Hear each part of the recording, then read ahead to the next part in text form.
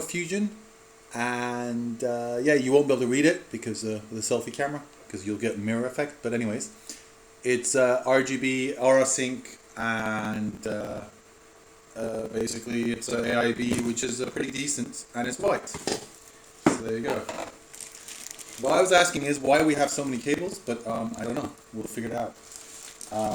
And there's too many cables. I mean, geez, it's just two fans and one AIB, so it should be like three cables, two to each fan and one to the AIB. Don't get why we need so many cables. So we've got one cooler. We've got. Okay, now we have the Enermax installed.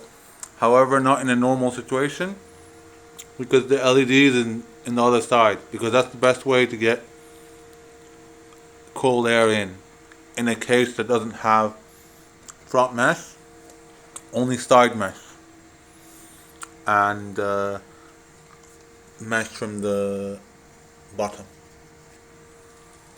So we'll see how the RGB looks, but front mounting AIO in the NZT case. So we'll try it from this angle.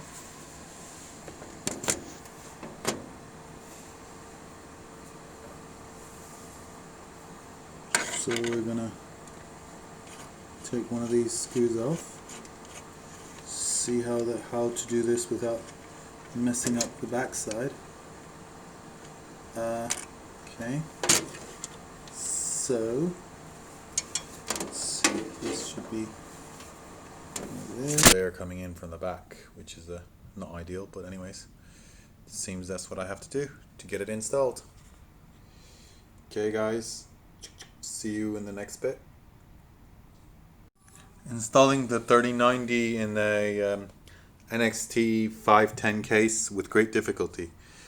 This doesn't fit the way I had fit it, so I will have to probably get the front as an exhaust and get the cold air coming in from the back, which is not ideal, but anyways, it seems that's what I have to do to get it installed.